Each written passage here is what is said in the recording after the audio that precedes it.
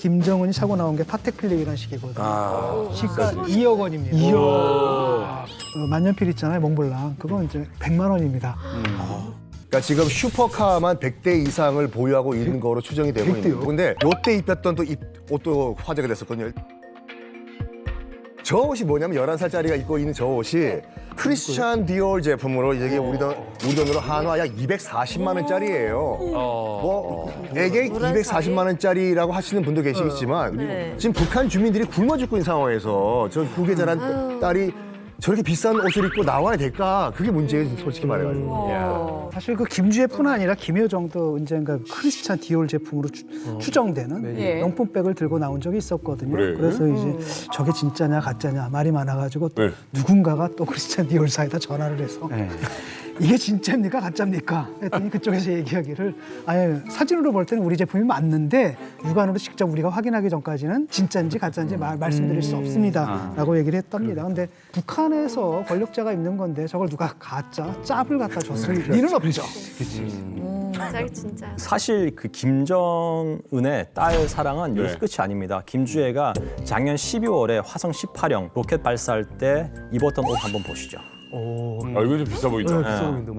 사실 이게 그 핑크색 모피 재킷을 입고, 모피 재킷을 입고 등장했는데 저희가 지금 이게 어디 브랜드인지는 알 수 없지만 제가 S 그룹의 그 패션 그룹인데 거기에 이제 높으신 분한테 물어봤어요. 물어보니까요. 비싸네. 자기는 이게 어딘지를 거의 97%를 알 것 같아요. 근데 이 브랜드가 상당히 고가고 비싼 브랜드래요. 구하기 힘드네. 네, 구하기 힘들대요, 사실 한국에. 일단 여러 마리 희생을. 네. 아니 이만갑 우리 식구들은 저렇게 소위 뭐 인민을 위한다는 사람들이 소위 이제 명품백, 명품 옷 이런 것들을 이제 과시하듯이 입고 나오는 장면들을 보면 어떤 생각들이 드세요? 저는 지금 너무 당황스러운 게 11살이라는 점이에요. 아니 성인이 된 자녀에게 뭐 이것도 선물하고 저것도 선물하고 뭐 그럴 수 있다고 칩시다. 근데 지금 뭐 5학년? 이제 중학생도 아닌 친구에게 뭘 도대체 보여주고 싶고 뭘 가르쳐주고 싶은 건지 전 너무 화가 나네요. 옷이 240만 원이라잖아요. 지금 북한에서 쌀 1kg 값이 0.5불이 채 안 돼요. 그러면 쌀을 4톤을 살 수 있는 쌀 아니야. 인민이 지도자라면 저렇게 나와서 저렇게 하면 안 되죠. 내가 이거를 가지고 4톤이면 얼마나 많은 사람들이 한 끼를 먹을 수 있는 쌀이에요. 그렇죠. 그러니까 말이 안 되죠. 아니 다른 건 모르겠습니다만 그 외화벌이를 위해서 해외 나갔다 온 노동자들도 무슨 황생물을 빼야 된다는 동 하면서 몇 달 동안을 재교육을 시키고 하면서 지도자라는 사람들이 저렇게 그 자본주의적 어떤 향락을 즐기고 있다. 이게 사실 앞뒤가 안 맞는 이야기잖아요. 김일성하고 김정일 때는 별로 못 봤던 장면인데 맞아요. 김정은이 좀 그런 데 대한 그게 열려 있는 것 같아요. 옛날 같으면 이건 뭐 자본주의풍이고 퇴폐풍이고 부르주아고 뭐 이랬을 텐데 그것 없이 자기가 뭐 스스럼 없이 즐기는 거고 그다음에 김주혜를 갖다 좀 후계자로 만들고 싶어 하는 거 아니겠습니까? 그러니까 얘를 갖다가 아이가 아니라 어른으로 연출하는 거. 맞아요. 아니 그럼 교육을 시키면 되지, 그러는 교육을. 가운데서 아니 그러니까 시각적으로 어른으로 하다 보니까 사실은 애들 용품이라기보단 사실 성인 여성의 용품과 같은 것들 막 입히는 거죠. 아 그런데 이 주혜는 어떻게 보면 만 11살인데 어디 명품 옷도 이거 척척 입는 거 보니까 어떻게 보면 세계에서 가장 부자인 초등학생이 아닌가 생각이 듭니다. 탱크도 미사일도 다 살 건데. 이제 어린이날입니다. 김주혜. 다 가질 수 있어. 과연 김주혜는 어린이날 선물로 뭘? 궁금하네요. 이게 사실 북한은 어린이날을 5월 5일이 아니고 국제 아동절인 그 6월 1일을 챙기거든요. 근데 사실 뭐 이렇게 어린이날이 맞다 하면은 부모님이 뭐 저희한테 이렇게 학용품 같은 거를 선물해줘요. 근데 김주혜 같은 경우에는 아빠를 잘 만났으니까 그런 명품 코트 선물 이런 거 정도는 받지 않을까요? 어떻게 보면 그 친구도 굉장히 문물을 접했을 수 있잖아요. 보통의 네. 평양 시민들과는 달리. 그러면 미제 앞잡이의 가장 히트 상품 애플을 사달라고 사과. 이미 갖고 있지 않을까? 갖고 있어요, 이미. 아빠는 갖고 있죠. 집에 있죠. 김정은을 또 다른 고민에 좀 빠지게 하는 뜻밖의 선물을 요구했을 수도 있을 것 같아요. 한국 아이돌의 뭐 굿즈나 CD 나오. 그래서 그 김정은이가 야 그건 뭐 해줘야지 통째로. 주혜가 원하는데 그 정도면 다행이죠. 해외 공간 같은 데도 좀 비상이 걸리지 않았을까. BTS 자체를 원하면 어떻게 그렇지. 한국 공연 성사되는 거죠. 전혀 분위기인데요. 그럼 그러니까. 군인가에 그러니까 아마 김주의 선물 상상하는 게 이렇게 어렵네요. 네, 그러네요. 상상이 안 자, 된다. 김정은 보고 있으면 좀 반성해야 돼요. 이 작년 12월 말에 자신의 최측근들에게 이 벤츠사의 S 클래스를 선물했다.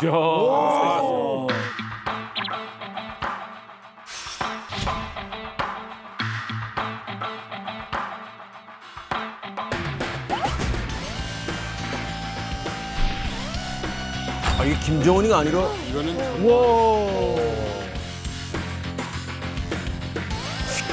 본인이 운전하고 하는 직접 운전하고.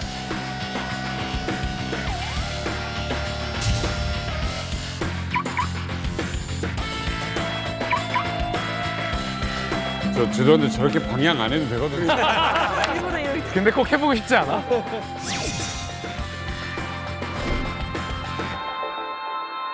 와 선물 벤츠로.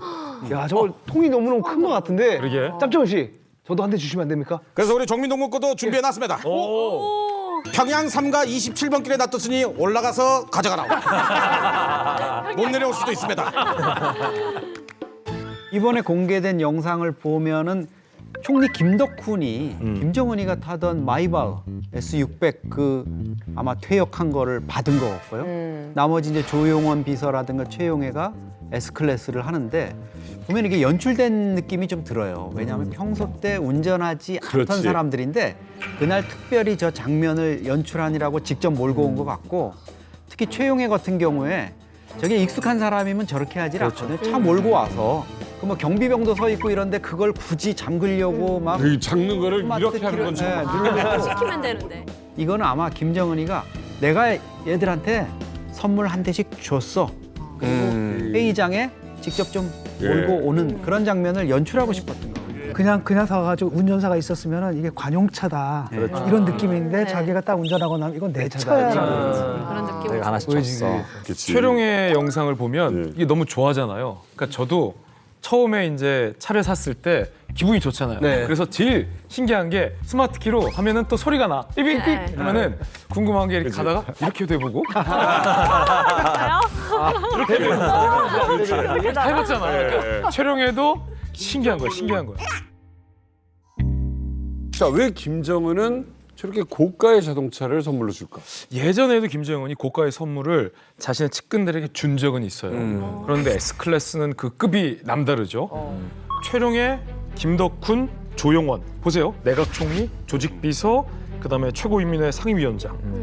북한 정권의 최고 3인방에게 자기를 줬다는 건데 이들은 김정은의 통치 자금으로 이렇게 명품백 사고 하는 거를 해킹해서 돈 털어보죠. 그다음에 범죄해서 외화벌이 한 거를 이 사람들이 모를까요? 다 알고 있다는 거죠. 그러면 김정은의 이런 불법 외화벌이를 하기 위해선 이들의 묵인과 이들의 동조와 이들의 적극적인 협조가 있어야 된다는 걸 김정은도 알기 때문에 혼자 먹으면 뭐 난다? 탈난다. 탈난다. 혼자 먹으면 탈나지만 같이 뿌리면 탈이 안 나는 거죠. 나눠 먹으면 그렇죠, 그렇죠. 일말의 책임감도 느끼고. 공범이 되는 거죠. 이제. 먹어. 그런데 흥미로운 건 여태까지 김정은이 최측근에게 줬던 게 뭐 고급 시계나 아니면 고급 가전이었는데 이렇게 S클래스니까 최룡해가 정말 좋아하더라. 이것만큼은 확실한 것 같아요. 그렇죠.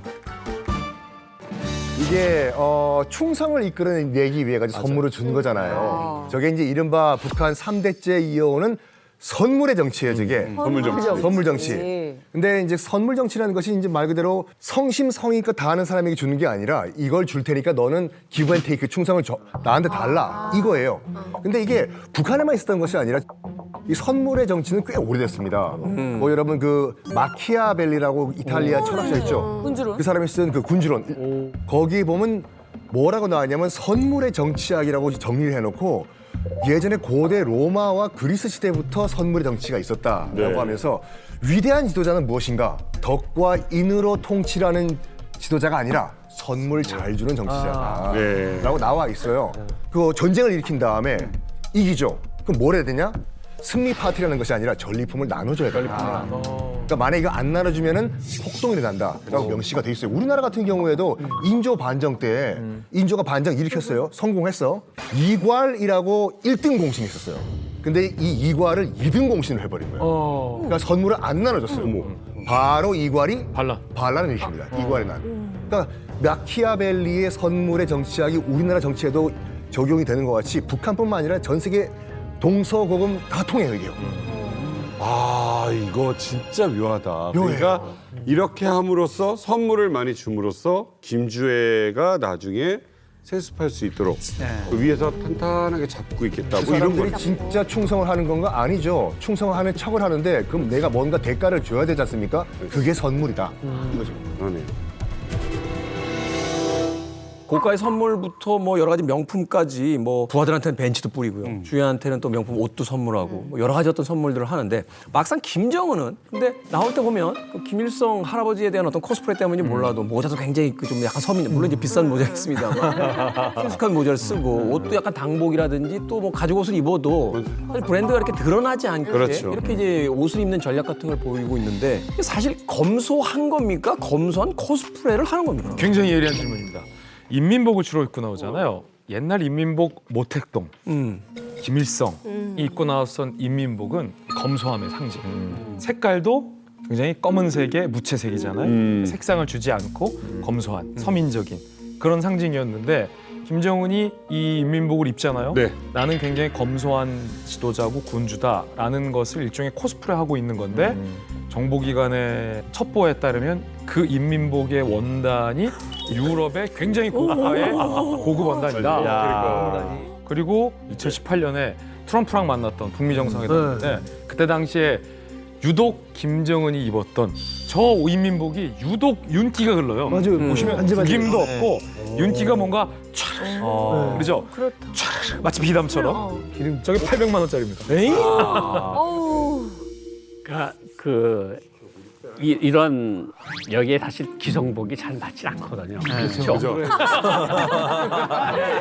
김정은은 훨씬 더 크잖아요. 그럼요. 훨씬 더 크니까 뭐 A 사든 B 사든 그 양복을 기성복을 맞을 수가 없고 이제 서기실에서 뭔가 지시가 카톡으로 온대요. 요 사의 요 몇 숫자리 요 원단과 그 부속품들을 사서 보내라. 그러면 구할에 다니면서 딱 김정은이가 찍어준 무늬 그런 옷을 딱 해서 그거를 중국 비행기에 보내는 거예요. 이제 어떤 외교관이 들어왔는데 후배 외교관이 저 신년사를 하는데 저 입은 양복이 내가 보내는 원단이네. 그걸 알았다는 거야. 그러니까 이게 직접 입는구나. 아주 그때는 좀 약간 뿌듯함. 내가 고른 그 안에 들어갔다고. 김정은이야 지금 뭐 여유가 너무 있어가지고 그 옷의 원단에까지 신경을 쓰는데 아마 이 방송을 보고 계시는 남자분들 또 여기 계시는 남자분들은 다 동의하실 거예요. 대부분 남자들은 솔직히 옷에 별로 신경을 안 써요. 왜냐하면 너무 비슷비슷하기 때문에 명품인 게 티가 안 나. 그래서 남자들은 대부분 이제 뭐에 이제 집중을 하냐면 액세서리요, 안경 이런 거. 특히 뭐에 집중을 하냐? 그러니까 사람과 얘기할 때 손을 이렇게 움직이잖아요. 대부분 다 시계에 집중을 해요. 김정은도 시계에 집중을 해요. 맞아요. 그렇죠? 유명한 가수, 대한민국 다 아는 어떤 가수가 시계를 되게 좋아해요. 왜 이렇게 시계 좋아하세요? 했더니 야, 들고 다니는 그림이야라고 하는 거예요. 들고 다니는 작품이다. 나를 보여주는? 내 성향에 내 취향에 맞는 걸 갖고 다니는 유일한 그림이다. 그래서 그런지 지금 제 옆에 계신 분도 제가 여기 눈이 부셔가지고 표정을 못 보겠어요. 팔을 흔들 때마다 여기까지 와요. 여기까지. 그러니까 릴렉스 금통. 이거는 시계가 아닙니다. 그림입니다. 그림입니다.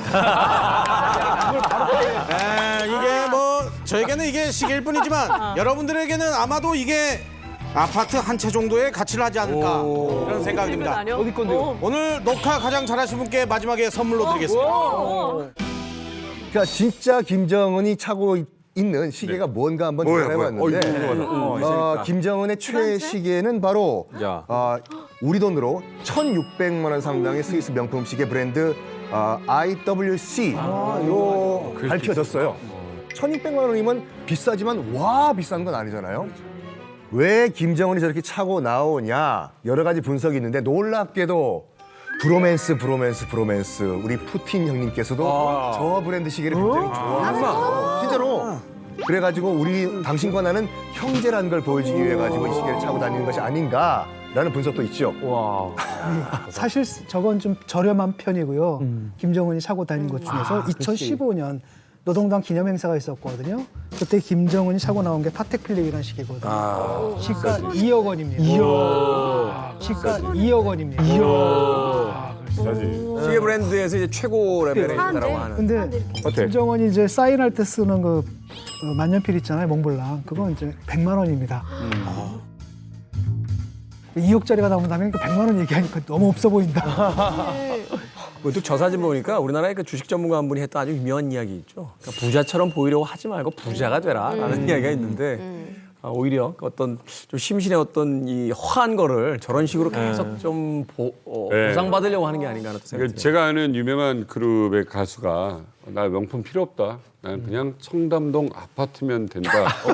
그러면서 노래를 하더라고요.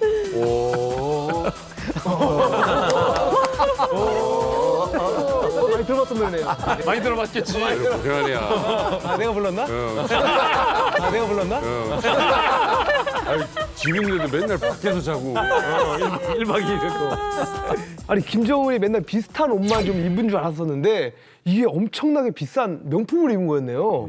아니 혹시 그 김정일하고 김일성도 이 명품을 좀 좋아했었나요? 김일성, 김정일은 사실은 시계류, 시계류하고 자기가 당뇨병이랑 혈관 질환이 심해지면서 선글라스를 명품을 그렇게 구입하려고 그래서 해외 나오는 고위급 간부들이 아주 좋은 선글라스만 보면 장군님께 선물 바치려고 이제 그러는 경우도 있었고 키가 작았으니까 김정일이가 170이 안 됐거든요. 그러니까 이탈리아제 저 신발이 이제 모레스카 신발인데 저게 한 7cm 있다는 구비되는 그 신발을 특수 제작해서 이탈리아에서 사가지고 들어왔어요. 그러다가 마지막에는 이제 북한에 가죽만 가지고 들어와서 북한 기술자들 제가 좋아하는 사람들 많으니까 그렇죠. 이제 북한에서 만들어 입고 그렇고 김정일이는 특히 뭐로 유명했는가 하면 애완견. 우리 영화에도 나오잖아요. 김정일 나오는 영화에 이제 애완견 막 나오는 영화도 있잖아요. 그게 이제 허상이 아니라 북한에서 실제로 그 애완견을 봤던 사람이 와서 증언해서 그 애완견인데 애완견 물품을 몽땅 프랑스나 이탈리아에서 가지고 들어갔어요. 샴푸든가 이런 것들을 다 프랑스제로 가지고 들어가고 이탈리아제로 가지고 들어갔고 사료 같은 것도 북한제는 안 먹였어요. 외국제 먹이고 그리고 어떤 충격적인 사건도 있었다 그러는가 하면 개가 아팠는데 프랑스 수의사를 비행기로 모셔가지고 와서 그 개를 치료하고 가지고 나갔다는 그런 전설적인 이야기도 있습니다. 김정일은 의외로 관심 있는 분야가 좀 명확했네요. 관심 있는 그렇죠. 명확했고. 명확했네요. 근데 김정은은 좀 다방면적으로 어수선하게. 아주 다방면적으로 명품을 좋아하는 그런 스타일인 것 같아요. 그리고 또 김정은이 또 뭐에 꽂혀 있냐면 브릉브릉브릉 자동차. 그렇지. 자동차 매니아. 그러니까 지금 슈퍼카만 100대 이상을 보유하고 있는 거로 추정이 되고 있는 거예요. 근데 독재자들이 특히 이제 그 자동차를 수집을 하는 경우에 이런 주장도 있거든요. 예전에 이제 망한 이란의 팔레비 왕조의 팔레비 왕 같은 경우에도 자동차 수집 왕이었어요. 그러니까 지금 테헤란에 가면은 그 팔레비 궁에 가면 그 수백 대의 그 슈퍼카들이 전시가 돼 있는데 팔레비 국왕이 약간 심리학적으로 남자로서 뭐 약간 매력이 없을 때 그 부족한 부분을 마력으로 커버를 한다. 그래서 자동차를 수집을 하는 경우가 많다라는 주장도 있거든요. 아니, 그 중에서도 가장 유명한 게 이제 김정은의 전용 차량. 2018년 4월에 판문점 남북 정상회담 때 김정은이 뭐 타고 오는지도 사실은 관심이었거든요. 말 타고 오진 않을 거 아니에요. 당연히 이제 차를 타고 올 텐데 당연히 뭐 좋은 차를 타고 오거나 아니면 뭐 러시아산 차를 타고 오겠거니 그렇지. 예상을 했었는데 네. 김정은이 타고 온 차가 무려 메르세데스 벤츠 네. 마이바흐 S600 풀만 가드라는 차인데 이걸 타고 딱 나타났는데 이게 1년에 10대 이하로 생산되는 차라서 웬만한 권력자나 재벌도 구하고 싶어도 이 구하기가 어려운 차량이라고 해요. 가격이 뭐 10억 정도 됩니다. 어떻게 그러지? 최근에 이 김정은이 그 비싼 차를 두고 또 한 단계 또 높은 이 신형으로 또 바꿨다고 합니다.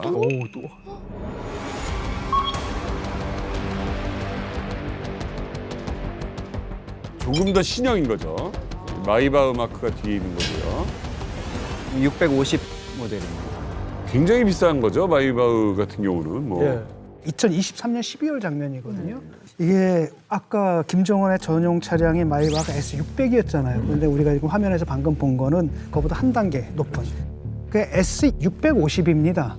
이게 문제는 뭐냐면 차 바꿀 수도 있지. 근데 문제는 뭐냐면 대북 제재 중이거든요. 그러니까 벤츠사에서 이제 난리가 난 거죠. 저게 어떻게 된 건가. 그쪽의 입장은 뭐냐면 우리는 팔았다. 근데 정상적으로 팔았는데 문제는 뭐냐면 그걸 산 사람이 이렇게 돌리고 저렇게 돌리고 한다면 어쩔 수 없다는 거죠. 그래서 이게 결국은 어떤 그 대북 제재망을 뚫고 북한까지 들어간 거잖아요. 그래서 나중에 조사를 딱 해보니까 5개월에 걸쳐서 6개 나라를 거쳤더라고요. 근데 저게 저는 한 대가 아니라고 봐요. 그렇겠죠. 뭐 한 대만 보여서 그런데. 이동 중일 수도 있겠네요. 사실 이제 올 들어서 더 이제 놀라웠던 거는 지난 2월 김정은이가 성천군의 그 지방 공장 거기 준공식을 참석했는데 거기에 보면 김정은을 호위하는 경호원들이 탄 차량 이게 미국 포드사의 트랜짓이에요. 트랜짓 4대가 지금 가고 있죠. 네. 트랜짓은 한 대도 아니고 이렇게 여러 대를 해서 보란 듯이 지금 북한 경호원들이 타고 있다. 이런 것들이 있고 사실은 포드사에서도 이게 어떻게 전달됐는지조차 이제 경로도 사실은 알기가 힘듭니다. 이거 뭐 포드사한테 물어보기도 어려운 게 사실 최초 구매자 정도는 알지 그 다음부터는 수없이 한 게 어떤 딜러를 통해서 어떻게 항구를 거쳐서 들어가는지도 알 수가 없고 도대체 그러면 김정은이가 얼마나 많은 이런 차량들 또 경호 차량들 이런 것들을 자기 한 사람을 위해서 또 그 일가를 위해서 구입하고 활용하고 있느냐 이런 점에서 보면 진짜 일반 주민들의 뭐 식량난이라든가 경제난 이런 거에 빗대보면 정말 좀 안타까운 상황입니다. 저는 이제 슬슬 화가 나기 시작을 하는 게 그쵸. 이게 정말 한두 푼도 아니고 뭐 처음에 그냥 뭐 짝퉁 가방 명품 뭐 시계 얘기할 때까지만 해도 그런 거 아닌데 이제는 너무너무 화가 나네요. 이 비싼 걸. 그리고 북한 주민들 같은 경우에는 이거 보면 좀 막 폭동을 일으키고 싶지 않을까. 저 돈 있으면 우리 밥 주지. 저 돈 있으면 조금 더 먹고 살게 해주지. 이런 생각하지 않을까요?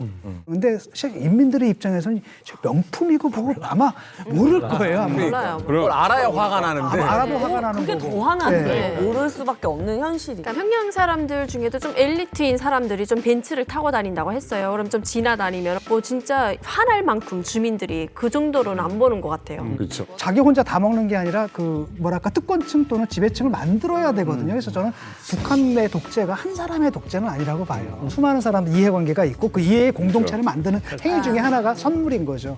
아마 평양 수뇌부들 또 지역에 관리하는 사람들한테 주는 선물 엄청날 거예요. 엄청나죠. 퀴즈 하나 드릴게요. 종민 씨. 북한 전문가시니까. 우리가 대북 제재를 세게 했잖아요. 대북 제재에 이 사치품도 수입 금지 품목으로 올렸어요. 꽤 됐는데 대북 제재 이후에 자연스럽게 사치품 수입이 줄어들었을까요? 아니면 평년대로 유지했을까요? 아니면 오히려 올랐을까요? 아 이거는 뭐 출제자의 의도를 파악. 의도를 파악했을 때 난 몰라 우리는. 무조건 올라가지 않았을까요? 아 정답입니다. 확실히 이제 이만갑 MC를 2년 가까이 하셨기 때문에 감이 좋아지셨어요. 2023년 기준 북한의 사치품 수입액이 8,594만 달러, 우리 돈으로 1,143억 원인데 이게 전년 대비 몇 배 증가했냐면 무려 3배. 와.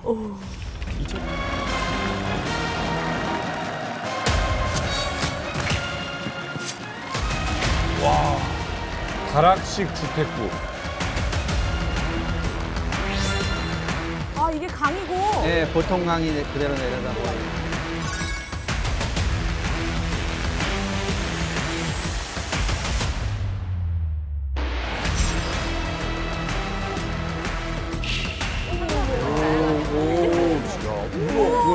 야 테라스도 있고.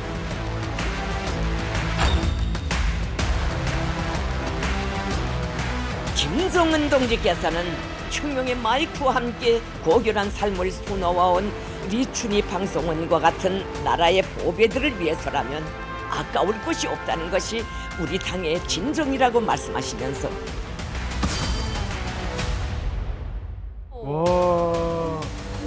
아이고 저 할머니 저 손잡고 되는 앞에서 저 애교 떠는 거 봐봐. 진짜 어, 싫어. 오, 커튼이다 진짜. 예쁘게 해놨네.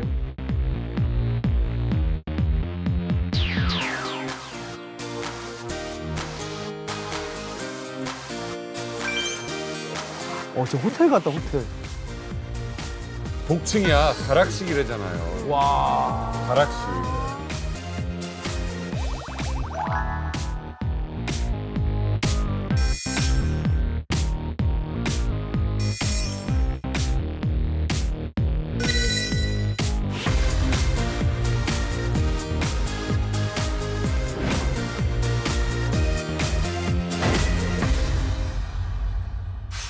복층식 아파트인데 이거는 좀 멋있게 디자인을 잠깐만요. 이거 우리 집보다 저게 좋은데. 사실은 원래 김일성이 저택 5호저택에 있던 데예요. 저긴 평양시 보통강구역 경루동이라고 이름을 이번에 새로 붙였어요. 왜냐하면 김일성이 집이 있으면서 그 공간 자체가 다 호위국 관할이었어요. 근데 김정일이도 아버지가 살다 간 그 집을 다치지 않았거나. 근데 김정은이가 그 집을 부수고 거기다가 다락식 아파트를 그 앞에 보통강이 흐르거든요. 그리고 그 보통강이 흐르는 그 길은 김일성 살아있을 때나 죽었어도 김정일 시대까지 차도 못 다녔어. 그거를 다 허물고 거기다 이제 평명의 마이크들, 방송통들한테 준 거야. 아나운서들한테. 정민 씨 모르겠는데 지금 뭐. 아니, 아나운서. 저는 사실은 뭐 딱 집을 준다 그래가지고 그냥 집인가 보다 근데 굉장히 좋아요. 우리나라로 치면 저는 지금 언뜻 스치는 게 한남동에 보면은 굉장히 유엔. 저택형으로 지어 있는 독채.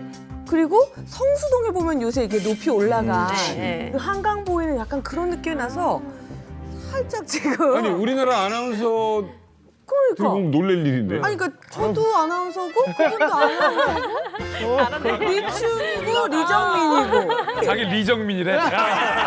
리춘이고 리정민이고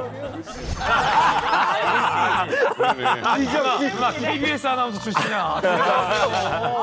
뭔가 욕심내가 자기를 리로 바꾸자. 아니 그러면 리금이 아나운서 저런 거 받아야 돼. 그래. 리금이 아나운서. 그러니까 이거는 좀 차원이 다른 게 이제 아파트 같은 경우는 뭐 인테리어도 제대로 안 돼 있다 그러고 뭐 또 고층이지만 뭐 전기도 나가서 엘리베이터도 불편하고 이런다 그러지만 이거는 정말 그 리버사이드. 그죠. 보통강이 내려다 보이는 거기에 전망 좋은데 정말 고급 자재와 인테리어로 그러네요. 김정은이 정말 주고 싶은 사람들한테 준 거예요. 뭐 엘리베이터 이런 거 뭐 필요 없을 정도로 그냥 2, 3층, 3, 4층 이렇게 나트막하게 조성을 한 거예요. 아니 제가 이름을 바꿀만 한 게 지금 화면 속에서 리춘이 아나운서 보셨어요? 그 정말 그 프라우드 있는 분이 다리가 떨려가지고 그러니까 할머니가 손잡고한테 이렇게 팔짱 끼고 막 끌어안고 얼굴 벌게 가지고 그러니까. 눈물 흘리기 직전이란 맞아, 말이에요. 맞아, 맞아. 어마어마한 부고 권력이에요. 그러니까 좀 보면 외관도 지금 일반 아파트와는 정말 다르게 이렇게 테라스형으로 되어 있기도 하고 진짜 내부에는 정말 놀랍게도 막 이런 무슨 소파도 있고 식탁도 디자인 있고 디자인도 되게 예쁘게 되어 있거든요. 그래서 지금 보면 여기 경루동이라는 것이 평양에서 집값 시세가 제일 1등이라고 해요. 그래서 정말 입주가 시작됐던 2022년에는 이 가격이 한 15만 달러 정도 했다고 해요. 15만 달러. 네. 1억 8천. 그렇죠. 한 그래도 비싼 2억 정도? 큰 돈. 북한가서 엄청 비싼 거. 엄청 비싼. 아니 물가 수준 차이를 계산해 보면 이건 뭐 공이 한두 개 붙는 게 아니에요. 우리나라 치면 100억 좀 하는 거 아니에요? 그렇지. 근데 지금은 뭐 예. 그 시세가 더 올라가지고 지금 뭐 최소 35만 달러에서 최대 60만 달러까지 거래가 된다고 해요. 시세가. 서아 씨도 평양 살 때 저 동네가 어디 있는지 알아요? 네, 제가 나오기 전에 한참 그 건설하고 있을 때였거든요. 근데 제가 나오기 전에는 4만 달러 정도가 가장 비싼 집이었어요. 제가 나오기 전까지만 해도. 네, 지금은 시세가 좀 어마어마해요. 그러니까 이게 빈부격차가 너무 크니까 엄두가 안 나. 더군다나 갑자기, 저기는 와. 돈이 있다고 살 수 있는 나라도 아니잖아요. 그러니까 거기에 대한 프리미엄이 또 엄청나게. 저 정도 되는 고가 초고가 주택의 시세 가격은 의미가 없어요. 그러네. 저런 돈을 갖고 거래할 수 있는 사람도 없고 설사 어디서 돈이 있다고 해도 저걸 구매할 수도 없죠. 그러니까요. 김정은이 전형적으로 갖고 있다가 선물 정치로 이제 뿌리는 의미인 거지. 그렇지. 가격의 의미가 없다. 왜냐면 저거 누가 샀다고 그래봐. 바로 조사 나오죠. 아니 방구님이 준 거를 네. 누구한테 팔아?